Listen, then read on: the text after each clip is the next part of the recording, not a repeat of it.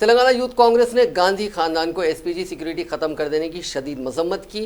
गांधी भवन में यूथ कांग्रेस की रियासती आमेला की कमेटी का इजलास मुनक्किद हुआ। इस इजलास में यूथ कांग्रेस के कौमी सदर, कौमी जनरल सेक्रेटरी व तेलंगाना के इंचार्ज जेपी माथुर और दूसरों ने शिरकत की।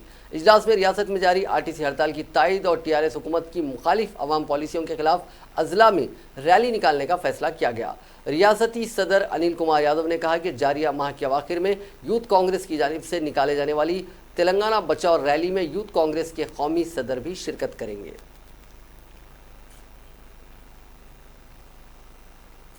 रियासती वजीर बराए समाजी बहबूद कोप्पुला ईश्वर ने आज दिल्ली में मरकजी वजीर ताहिर चंद गहलोत से मुलाकात की। इस मौके पर लोकसभा में टीआरएस पार्टी के लीडर नामा नागेश्वर राव भी मौजूद थे।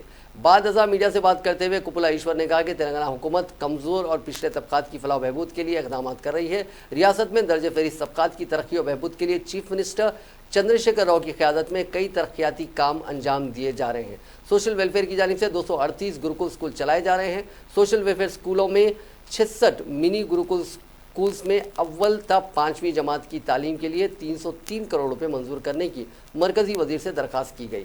इसी तरह पोस्ट मैट्रिक स्कॉलरशिप के लिए 356 करोड़ रुपए, BGRCY प्रोग्राम के तहत 7 हॉस्टल्स के क़याम के लिए 21 करोड़ रुपए और मरकजी हुकूमत की खुसूसी इमदाद के तहत 201 करोड़ रुपए की इमदाद करने की मरकजी वजीर से ख्वाहिश की गई है। उन्होंने कहा कि तेलंगाना में SC कॉरपोरेशन के जरिए नौजवानों को तरबियत फराहम की जा रही है। इसके लिए मरकज से 50 करोड़ की इमदाद की दरख्वास्त की गई है।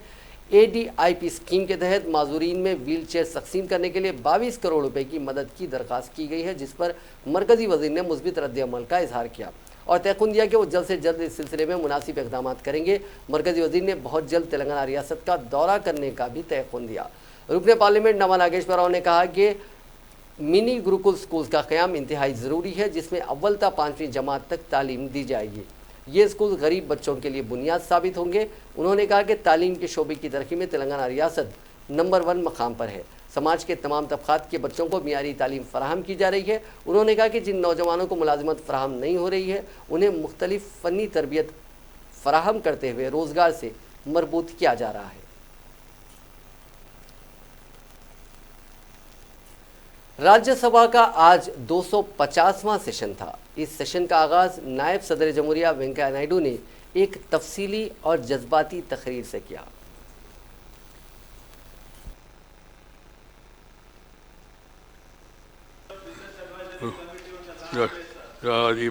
Honorable members, this being the 250th session of the Rajya Sabha, we will have a special discussion today on the role of Rajya Sabha in Indian polity and the way forward. The honorable members, the opportunities of being part of unique and landmark events in one's own life time come rarely.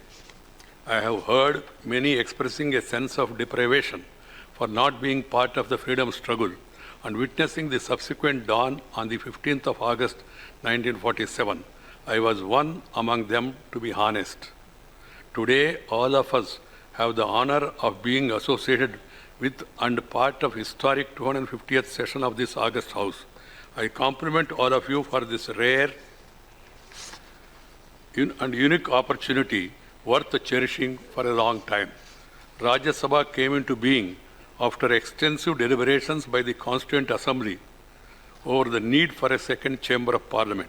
Some opposed it and others supported it, and in the process of that debate, the role and mandate of this August House was well defined.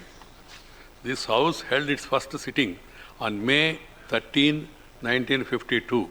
During the last 67 years, Rajya Sabha has played out its role in the socio-economic transformation of the country.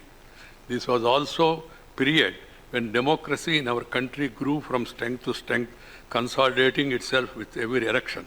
Defying the prophets of doom, we have adopted and executed the parliamentary democracy as the cardinal principle of governance based on rule of law and equality. This momentous occasion is an opportune time for collective reflection on the journey so far. वज़ीर आज़म नरेंद्र मोदी ने राज्यसभा के 250वें इजलास के मौके पर बात करते हुए कहा कि बहस चल रही थी कि ऐवान एक होने चाहिए कि दो, लेकिन दस्तूर बनाने वालों ने जो इंतज़ाम किया है वो बेहद कारआमद है। निचला ऐवान यानी लोकसभा ज़मीन से जुड़ा हुआ है तो ऊंचा ऐवान यानी राज्यसभा दूर तक देख सकता है। निचले ऐवान में हिंदुस्तान की ज़मीनी हकीकत की नुमाइंदगी होती है तो यहाँ पर दूर अंदेशी का पता चलता है। इस ऐवान ने कई तारीखी पल देखे हैं, तारीख बनाई है और तारीख बनते हुए देखा है। ज़रूरत पड़ने पर तारीख को जोड़ने का भी काम किया है।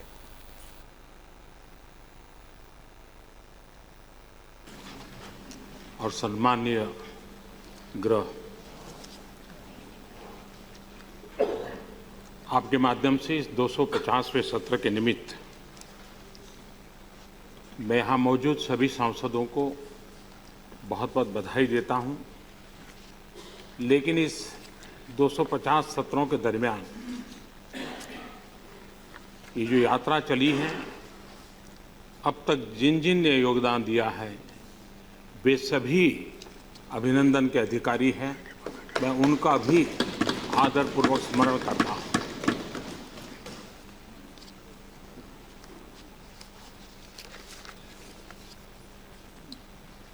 सभापति जी, आप जब बहुत ही आर्टिकुलेट वे में दो अलग अलग घटनाओं को जोड़ करके अभी प्रस्तुत कर रहे थे, मुझे जरूर लगता है कि देश में जो लोग लेखन के शौकीन हैं वे जरूर इस पर अब गौर करेंगे, लिखेंगे कि ये 250 सत्र ये अपने आप में समय व्यतीत हुआ ऐसा नहीं है, एक विचार यात्रा भी रही है। जैसा आपने कहा कि कभी एक बिल ऐसा आया था तो जाते जाते उसी के बिल्कुल अलग सा नया बिल इस प्रकार से आया। समय बदलता गया, परिस्थितियां बदलती गई और इस सदन ने बदली हुई परिस्थितियों को आत्मसात करते हुए अपने को ढालने का प्रयास किया। मैं समझता हूँ ये बहुत बड़ी चीज़ है और इसके लिए सदन के सभी सदस्य जिन्होंने तब तक काम किया वो बधाई के पात्र हैं। वरना किसी को लग सकता है भाई 20 साल पहले मैंने तो ये स्टैंड लिया था, अब मैं क्या स्टैंड कैसे बदल सकता हूँ। लेकिन आपने जिस प्रकार से आर्टिकुलेट करके इस बात को प्रस्तुत किया वे हमारी विचार यात्रा का प्रतिबिंब है, भारत की विकास। हुकूमत ने आज कहा है कि चेन्नई में वाक़े Indian institute of technology IIT में अक़लियती तबके से ताल्लुक़ रखने वाली केरला की एक तालिबा फ़ातिमा लतीफ़ के मुबैना तौर पर इस्तेहसाल और पुरअसरार हालात में मौत के मामले की पुलिस इंस्पेक्टर जनरल की सतह की तहकीकात का हुक्म दिया गया है और उनकी रिपोर्ट की बुनियाद पर कसूरवारों के खिलाफ मुकम्मल कार्रवाई की जाएगी। लोकसभा में वक्फा सिफर में रिवोल्यूशनरी सोशलिस्ट पार्टी के NK प्रेमचंद, DMK की कनिमोई और TR बालू ने इस मामले से हुकूमत से जवाब मांगा। प्रेमचंद ने इस मामले को उठाते हुए कहा कि अक़लियती तबके की इस तालिबा के घर वालों को वो ज़ाती तौर पर जानते हैं।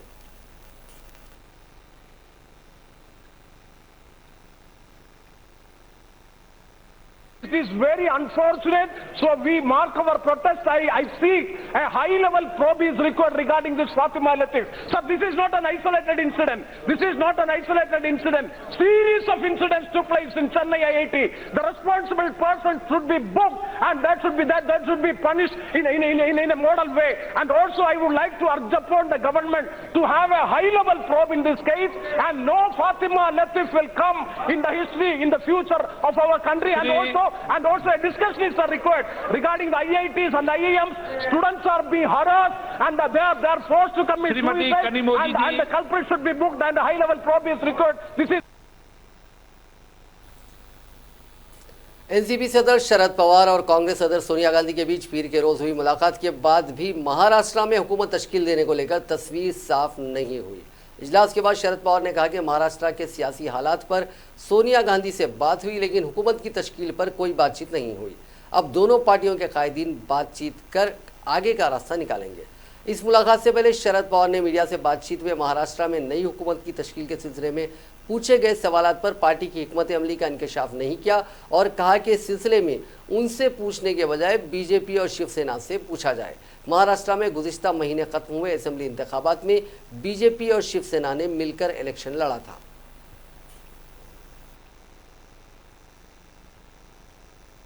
किसके खिलाफ किया? वो तो शिवसेना के खिलाफ हमारे चुनाव मेन हमारी जब टोटल सीट देखेंगे तो शिवसेना के खिलाफ जरूर है, मगर मेजर हमारा लड़ाई बीजेपी के साथ हुई और इसलिए कैसे हम बोल सकते हैं आज हम खाली हमारी पार्टी और कांग्रेस इसके बारे में हम बात करते हैं, दूसरी सोच हमारे सामने नहीं है। हमने कोई बदलाव नहीं किया, जो कहा वो हमारा थिंकिंग है, ऑब्जर्वेशन है। So is there a possibility of the BJP Shivsena coming back together? हम कैसे बताएंगे, उनको पूछो ना। No, because पवार साहब, आप सोनिया जी से मिले, क्या सोनिया जी को कोई एतराज है शिवसेना के साथ सरकार बनाने में? नहीं, सरकार बनाने की बात ही नहीं हुई, और किसी की बात हमारी आपस की होगी। एनसीपी और कांग्रेस दोनों ने मिलकर चुनाव लड़े।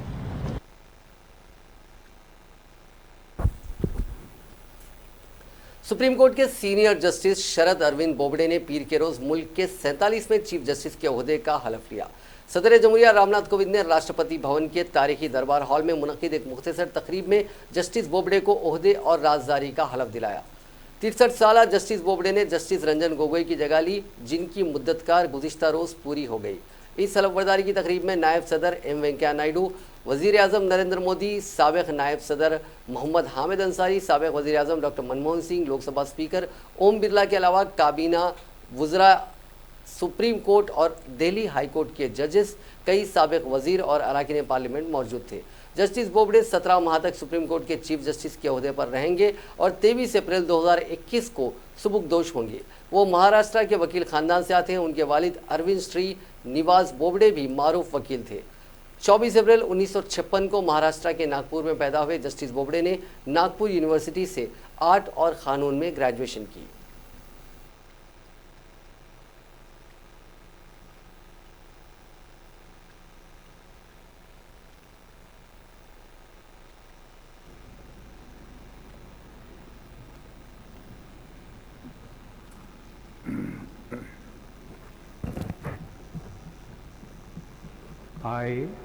I, Sharad Arvind Bobde, having been appointed Chief Justice of the Supreme Court of India, having been appointed Chief Justice of the Supreme Court of India, do swear in the name of God do swear in the name of God that I will bear true faith and allegiance to the Constitution of India.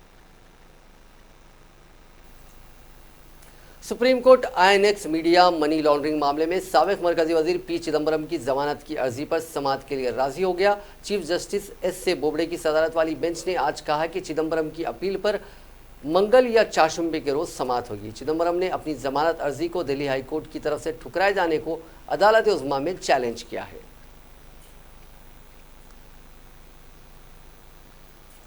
योगी हुकूमत ने ताज नगरी आगरा का नाम तब्दील करके अगरवान रखने का मंसूबा बनाया है। हुकूमत ने इस सिलसिले में अम्बेडकर यूनिवर्सिटी के माहिरीन से भी मशवरा तलब किया है। रियासत उत्तर प्रदेश के आगरा शहर में वाक़ई अम्बेडकर यूनिवर्सिटी से नाम के तारीखी पहलू को देखने के लिए कहा गया है। यूनिवर्सिटी का शोबा तारीख अब इस तजवीज़ पर गौर व खौस कर रहा है। मीडिया रिपोर्ट्स के मुताबिक योगी हुकूमत आगरा का नाम तब्दील करके अगरवान रखने का मंसूबा कर रही है, क्योंकि कुछ लोगों का ख्याल है कि इस जगह को अगरावन के नाम से माफ़ कीजिएगा जाना जाता था। तारीखदां और माहिरीन से कहा गया है कि जब अगरावन का नाम तब्दील करके आगरा कर दिया गया था तो उन हालात और वक्त का जायज़ा लिया जाए। वाज़ेह रहे कि इससे कबल उत्तर प्रदेश हुकूमत ने इलाहाबाद का नाम तब्दील करके प्रयागराज कर दिया था और तारीखी रेलवे स्टेशन मुगल सराय का नाम तब्दील करके दीनदयाल उपाध्याय के नाम पर रखा गया था।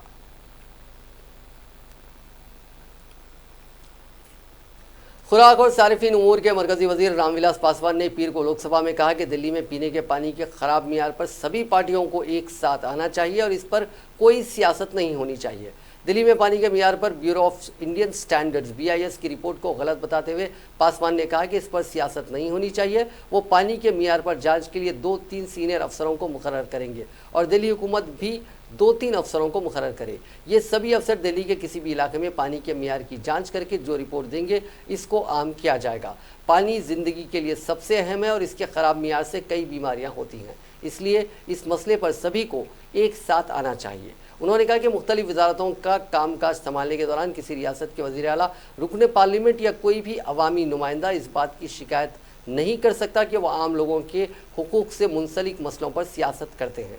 हुकूमत की पहल पर 21 रियासतों के पानी की मियार की जांच की गई है, जिसमें पीने का अच्छा पानी महाराष्ट्र का रहा, जबकि दिल्ली का मियार सबसे कम सतह पर रहा।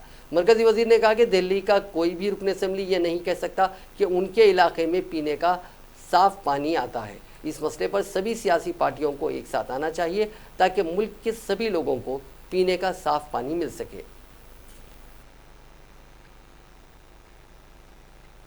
85 के बाद 90 के बाद से बोतल वगैरह चला, उसके पहले तो लोग पानी यहीं का पीते थे।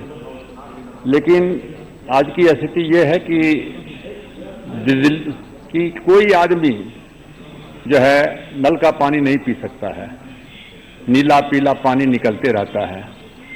और उसके बाद जो है और सब कहीं कहीं कोई अच्छे लोग हैं आरओ लगा लिए हैं, कहीं कुछ कर लिया है, कहीं बोतल का पानी पीते हैं।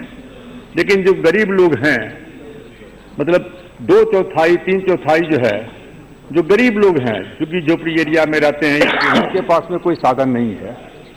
और 90 से 95% बच्चे जो है उनका शरीर कोमल होता है, ये गंदा पानी पीने के कारण कोई न कोई बीमारी से जो है ग्रसित हो जाता है। हम लोग राजनीति में हैं, गरीब घर से आए हैं, बहुत हम चिंतित रहते थे। BIS हमारे अंडर में है, ब्यूरो ऑफ इंडियन स्टैंडर्ड जो है, वो देश में जितने 20-25 हजार जो हैं पानी से लेकर के सब चीज़ का स्टैंडर्ड बनाता है। तो हमने जो है उनको कहा कि कुछ सैंपल मेरे पास में लोगों ने भेजा कि साहब आप मंत्री हैं तो इस पर भी आप देखिए। तो मैंने क्या कहते हैं कि बुलाया था, जो आप पार्टी की सरकार है उनके लोगों को भी मैंने कहा था। हमने वहाँ से जब सैंपल लिया और जब प्राइमरी टेस्ट किया तो उसमें सबका सब फेल कर गया। हमने कहा देखो इसको ये काम करो, गंभीरता से इसको करो, 10 बोतल से नहीं होगा। कहा सर सब 100 बोतल लेना पड़ेगा एक जगह से। तब मैं ठीक है, 11 जगह पर से क्या कहते हैं कि विभिन्न एरिया से क्या कहते हैं कि लिया। और लेने के बाद मैंने बुलाया दिल्ली के क्या कहते हैं जो जल बोर्ड है, जल बोर्ड क्या है तो वहीं से सप्लाई होता है। जो अभी मनोज तिवारी जी ने कहा कि जल बोर्ड सप्लाई करता है और अलग अलग इलाका में डिस्ट्रीब्यूशन होता है। उस समय में भी उन्होंने बयान दिया कि नहीं हमारा तो पानी जो है 100% ठीक है, तो यूरोपियन कंट्री से भी ज़्यादा अच्छा है। हमने कहा कि हम इसमें कोई राजनीति करना नहीं चाहते हैं, हम तो सबसे ज़्यादा खुश व्यक्ति होंगे कि जिस दिन मालूम हो जाए कि दिल्ली का पानी पीने लायक क्या कहते हैं कि हो गया है। कहीं भी किसी के दरवाजे पर दिल्ली में का गेस्ट आता है तो यदि आप गिलास में पानी उसको देखिएगा तो उसको संतुष्ट नहीं होता है ये पानी कैसा है, जब तक कि सामने में बोतल नहीं देख लेता है। दिल्ली में पीने के पानी पर आई रिपोर्ट पर फूड और सार्वजनिक अमूर के मरकजी वजीर रामविलास पासवान पर हमला करते हुए दिल्ली के वजीर आला अरविंद केजरीवाल ने कहा कि राजधानी में पानी का मियार काफ़ी बेहतर है और इस पर सियासत नहीं की जानी चाहिए। केजरीवाल ने पीर को प्रेस कॉन्फ्रेंस में पासवान की तरफ से जारी गुज़िश्ता हफ्ते एक रिपोर्ट की बुनियाद पर दिल्ली में पानी की क्वालिटी के निहायत ख़राब और उसे पीने के लायक नहीं बताने पर उन्हें चैलेंज किया और कहा कि पानी पर सियासत नहीं की जानी चाहिए। उन्होंने ये भी कहा कि फ़िलहाल दिल्ली में हवा के मियार में बेहतरी नज़र आ रही है और ऑड इवन के मामले को आगे बढ़ाने की ज़रूरत नहीं है। दिल्ली हुकूमत ने आलूदगी के पेश नज़र 4 नवंबर से 15 नवंबर तक ऑड इवन नाफिज किया था।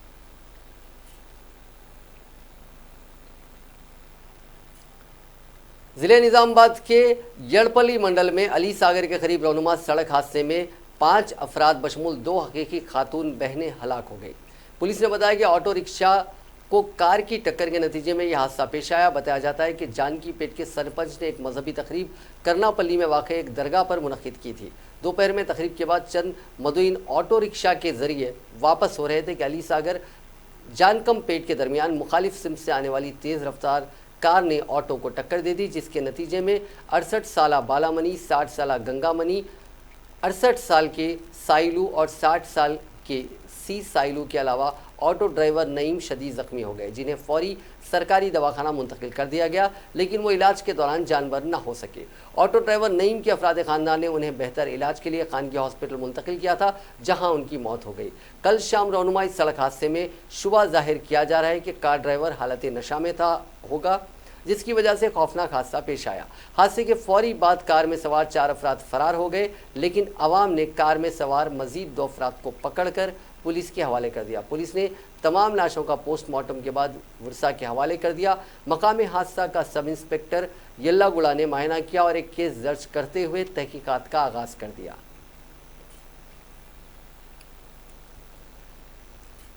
एक ऐसे वक्त जबकि चंद फ़िरका परस्त तंजीमें मुख्तलिफ तबक़ात के दरमियान फ़िरका वाराना हम आहंगी को मुतासिर करने की कोशिशें कर रही हैं, कड़पा में रहनुमा एक वाक़े में एक मुस्लिम तालिब इल्म ने अपने गैर मुस्लिम साथी को बचाने की कोशिश की, लेकिन इत्तेफाक से ये दोनों गर्क हो गए। कड़पा के मज़ाफ़ात में वाक़ पालकुंडा जंगलात में वाक़ एक कुएँ में गिर जाने के बाद यह हादसा रहनुमा हुआ। बताया जाता है कि एक स्कूल के तलबा जंगल में इतवार की तातील की वजह से तफरी के लिए गए हुए थे और 20 साल अनिल कुमार साकिन नेल्लोर और 19 साल नायब रसूल साकिन कड़पा इस कुएं में तैरने के लिए उतरे के गर्क हो गए। बताया गया कि अनिल कुमार को डूबता देखकर नायब रसूल ने उसे निकालने की कोशिश की, जिसके दौरान दोनों गर्क हो गए। वहां मौजूद दोस्तों ने इन दोनों को पानी से बाहर निकालने की कोशिशें की, जो नाकाम साबित हुई। इतला मिलते ही डिप्टी सुपरिंटेंडेंट कड़पा सूर्य नारायण की हिदायत पर मुताल्लिका इंस्पेक्टर मुर्तैया बाबू और सब इंस्पेक्टर सुधाकर ने रात देर गए जंगल पहुंचकर कुएं से दोनों लाशों को निकाल लिया।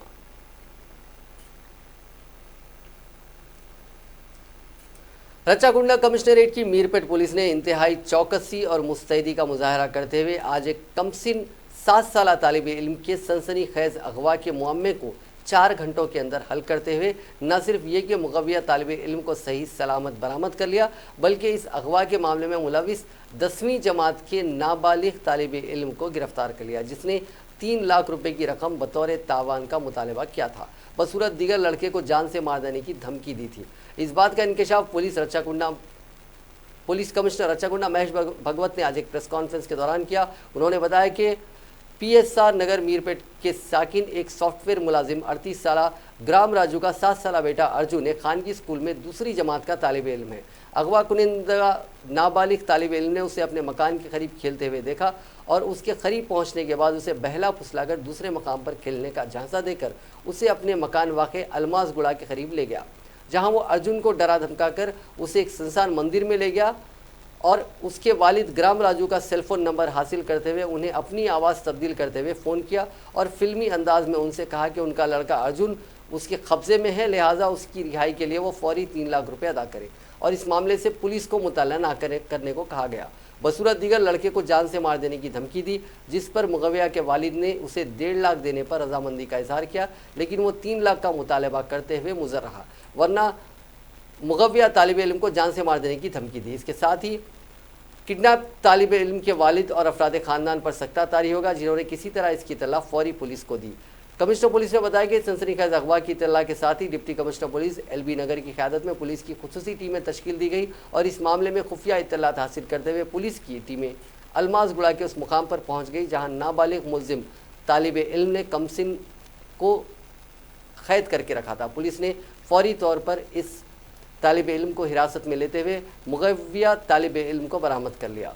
कमिश्नर पुलिस ने बताया कि तहकीकात के दौरान पुलिस को पता चला कि नाबालिग मुल्जिम 10वीं जमात का तालिब इल्म है और उसे बुरी आदतों जैसे शराब नोशी, सिगरेट नोशी वगैरह की बुरी आदतें हैं। महज रकम हासिल करने के मकसद से उसने अर्जुन का अगवा किया था।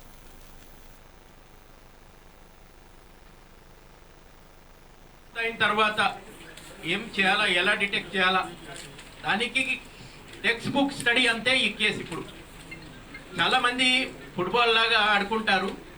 ఈ ఎవరు ప్రయాణిస్తులు రైల్వేలో కానీ బస్సులో కానీ ఎప్పుడు ప్రయాణిస్తున్నారు, వాళ్ళ డబ్బు పోయింది అంతే, ఒక పోలీస్ స్టేషన్ నుంచి ఇంకో పోలీస్ స్టేషన్ పంపిస్తారు. ఆయన మా దగ్గర కాదు, మీరు ఎక్కడ ఎక్కారు, విజయవాడ, మళ్ళీ విజయవాడ వెళ్ళండి.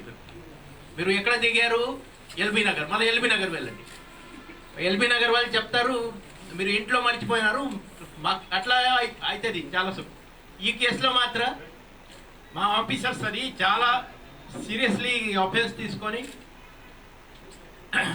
ముందు ఎక్కడ ఈ మన కంప్లైంట్ ఎక్కడ బస్ ఎక్కారు అక్కడి నుంచి పక్క అది ట్రాకింగ్ చేస్తూ మళ్ళీ మార్గ్ మధ్యలో ఎక్కడ బస్సు ఆగింది, అక్కడ ఎవరు దిగారు, తర్వాత అక్కడ ఏమైనా సీసీటీవీ ఫుటేజ్ దొరుకుతుందా, బస్ స్టాండ్లో బస్సు ఎక్కుతున్నప్పుడు సీసీటీవీ ఫుటేజ్ ఉంటుందా.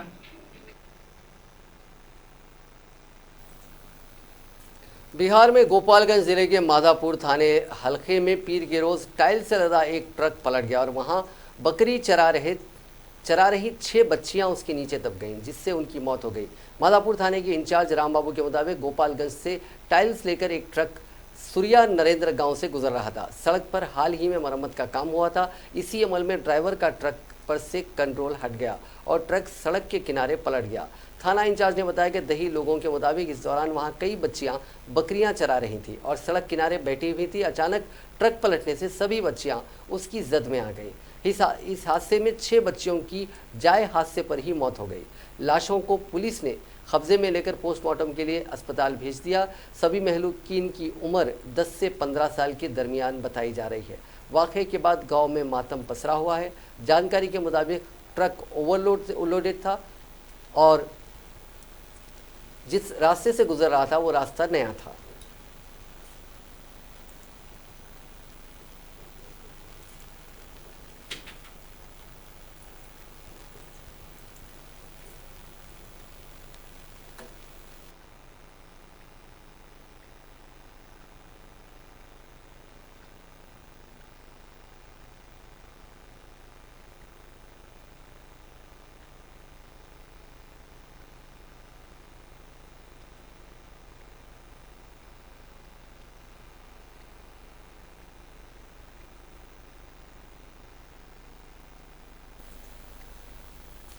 राजस्थान के बीकानेर में श्री डोंगरगढ़ के पास नेशनल हाईवे नंबर 11 पर एक बस और ट्रक तसादुम में 10 लोगों की मौत वाक़ हो गई, जबकि 20 से 25 अफराद जख्मी हो गए। इस हादसे के बाद कई मुसाफिर बुरी तरह बस में फंस गए, जिन्हें बड़ी मशक्क़त के बाद बाहर निकाला गया। इस शदीद हादसे में कई मुसाफिरों ने तो मौके पर ही दम तोड़ दिया। वहीं हादसे के बाद बस में आग लग गई, जिसके सबब इमदादी काम में कुछ देर लगी, जिससे कुछ लोगों को बचाया नहीं जा सका। हादसे के बाद मौके पर कोहराम मच गया। मकामी लोगों ने पुलिस को इत्तला दी, जिसके बाद जख्मियों को अस्पताल पहुंचाया गया। इससे पहले 11 नवंबर को बीकानेर जिले के देशनो कस्बे के करीब एक शदीद सड़क हादसे में कम से कम 7 अफराद हलाक हो गए थे। पुलिस ने बताया कि हादसा उस वक्त हुआ जब एक मिनी बस सामने से आने वाली जीप से जा टकराई। इस शदीद तसादुम से 6 अफराद की मौके पर ही मौत हो गई, जबकि एक ने अस्पताल में दम तोड़ दिया।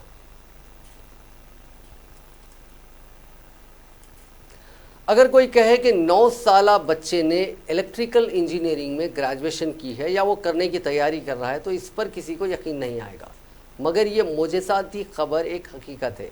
एक 9 साला बेल्जियन जिसकी मां डच नस्ल की है, इस वक्त ग्रेजुएशन कर रहा है। ऐन करीब में वो अपनी इस मजमून में डॉक्टरेट की डिग्री हासिल करने की सलाहियत भी हासिल कर लेगा। अल अरेबिया.नेट के मुताबिक 9 साला लोरान साइमंस के वालिद बेल्जियम से ताल्लुक़ रखते हैं, जबकि वालिद डेनमार्क से हैं। लोरॉन नीदरलैंड्स की यूनिवर्सिटी ऑफ आइंधहोर्न में इलेक्ट्रिकल इंजीनियरिंग की तालीम हासिल कर रहा है। अगरचे कि इसकी उम्र किसी बच्चे का इस तालीमी मरहले तक पहुंचना आसान नहीं, मगर ये इसने उसे हकीकत है। यूनिवर्सिटी के अमले और इंतज़ामिया का कहना है कि बच्चा गैर मामूली है। आइंदा माह ये बच्चा बैचलर की डिग्री हासिल करने जा रहा है। बेल्जियम से ताल्लुक़ रखने वाला ये बच्चा इलेक्ट्रिकल इंजीनियरिंग में डॉक्टरेट करने और उसके बाद मेडिकल में भी तालीम हासिल करने का मंसूबा बना रहा है।